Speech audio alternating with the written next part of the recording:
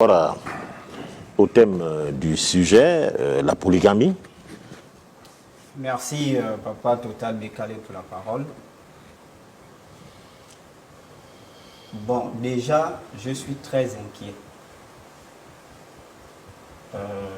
Mon aîné ici, il se rapproche un peu de la vérité. Mais le papa ici est le nouveau prophète, c'est ça? Le nouveau Christ. Le nouveau Christ. S'ils ont des enfants, le ministère de l'Éducation nationale doit les interdire, ou bien leur interdire, excusez-moi, de faire des devoirs de maison avec leurs enfants. Pourquoi? Parce qu'ils sont hors sujet. Ils sont hors sujet, hors contexte, hors continent, et ils sont même hors civilisation. Quelqu'un qui vient sur une chaîne de télé avec la peau noire, condamner la polygamie, est maudit dans sa vie. Alors, je vais faire une analyse diachronique du sujet. Et restons dans le sujet, la polygamie chez les Hébreux et dans le christianisme. Nous parlons de la polygamie, c'est lié au mariage. Le dictionnaire universel Larousse, je pense les éditions 2010, la page 733, définit le mariage comme l'union entre un homme et une femme. Et cette union-là a créé ce qu'on appelle des systèmes sociaux, parmi lesquels figure la polygamie. Qu'est-ce que la polygamie? La polygamie, c'est un système social dans lequel un homme a la possibilité, s'il le veut, d'avoir plusieurs femmes. À quand remonte la polygamie? La polygamie est liée à la culture, à des civilisations, la culture et des traditions. Exact, c'est juste. Quand on retourne dans la Bible, ils sont en train de lire. Si vous prenez, lui il a pris le livre de Genèse en disant que c'est Lémec, chapitre 4, qui était le premier polygame fils de Caïn. Bon, on enlève là, il y a eu le déluge. Selon le Talmud de Jérusalem, en 2517, il y a eu le déluge. Tout le monde est mort. Noé et ses fils sont sortis.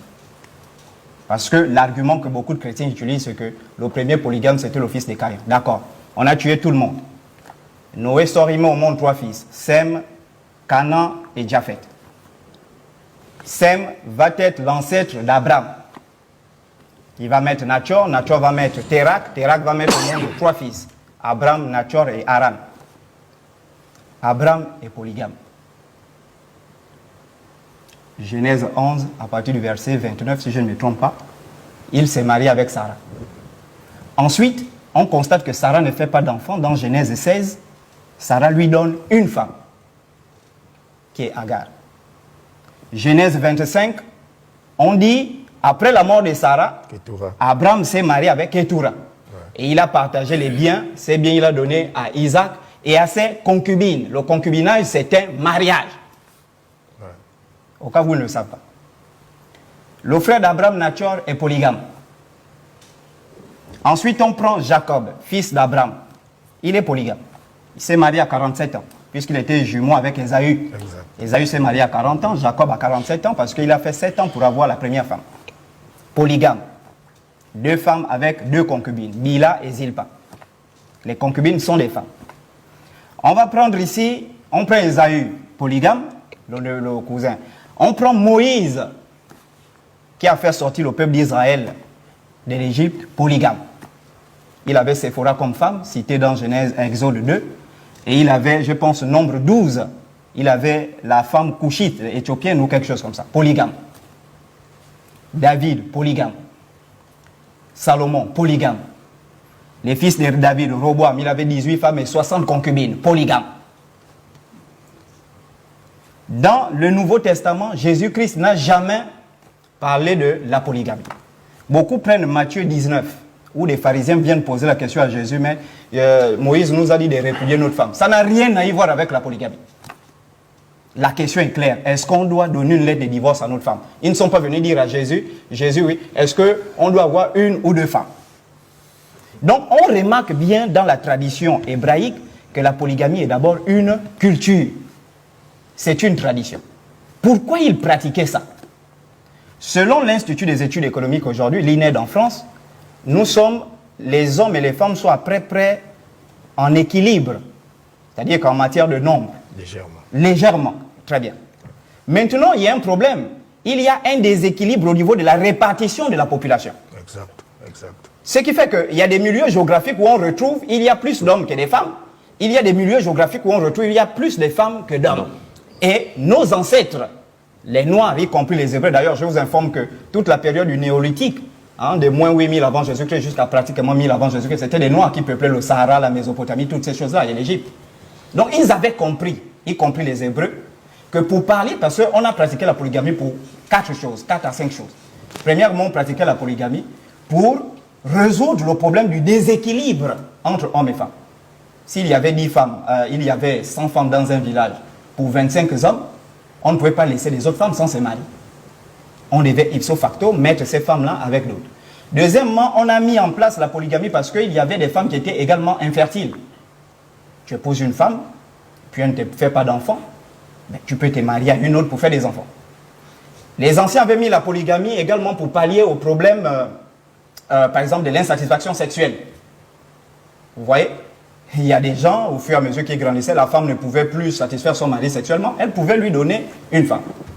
Et dans leur Bible, il y a 4 types de mariages comme ça, vous allez remarquer, il y a la dot, il y a les fiançailles, il y a le concubinage, c'est ce type de mariage, et puis une femme qu'on pouvait, si ton frère meurt, tu donnes à une autre. Les vérins. Voilà. Donc ici, pour revenir à cette question, c'est une malédiction totale pour un noir de venir sur une chaîne de télé nationale dire que la polygamie est diabolique. Pourquoi? Si vous prenez les deux qui viennent diaboliser la polygamie là, les deux là, ils sont maudits, hein, définitivement. Dieu les a rejetés. Là, ça retourne sur toi-même. Parce que tu ne peux pas me maudire. Moi, je Si peux te maudire. si on prend Jonas, d'ailleurs, il y a un personnage dans la Bible qu'on appelait Jonas que le poisson avait avalé. Lui, on l'a avalé. C'est terminé. Vous voyez, je fais encore le combat sur les faux pasteurs. Un nouveau-né avec une nouvelle doctrine de Jésus, il s'appelle déjà le nouveau Christ. On n'a même pas encore terminé avec ceux qui sont là. Il est déjà Christ.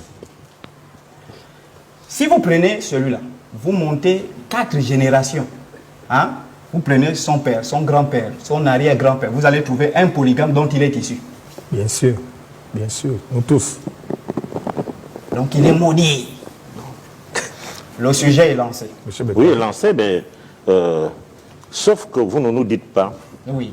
par rapport au christianisme, ceux qui prennent aujourd'hui la monogamie, est-ce qu'ils ont tort ou qu'ils ne suivent pas vraiment ce qui est... Déjà, je vous ai dit ici que le christianisme n'a même pas de mariage. Je vous ai dit ça ici la semaine dernière. Si vous prenez, le christianisme n'a pas de mariage. Le christianisme, ce qu'on appelle christianisme, qui naît avec la crucifixion de Jésus à l'an 29 du calendrier julien, n'a pas de mariage. Je mets n'importe quel pasteur à défi qui vient me donner le mariage du christianisme sur lequel. Le christianisme a syncrétisé 4 mariages. J'ai dit ça ici la semaine passée. 1. La dot. Bon, il commence par les fiançailles. Les fiançailles sont un mariage. David a épousé la fille du roi Saoul par fiançailles. Joseph et Marie aussi étaient fiancés.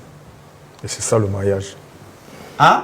Par fiançailles. C'est pourquoi quand le roi Saoul poursuit David, et David apprend que sa femme, parce qu'il était parti prendre 100 prépuces des Philistins pour fiancer cette fille-là. Nous, dans nos traditions, on avait ce mariage-là. Les fiançailles, c'est quoi? Moi, je veux votre femme. Votre fille, excusez-moi. Ma femme, attention. Non, ma fille. Je viens voir Papa Total. Papa Total, oui. Moi, je veux de votre fille. Ah bon, oui, mais je n'ai pas les moyens. Bon, Diengue, oui. Va me débrousser 5 plantations. Ouais. Tchaba.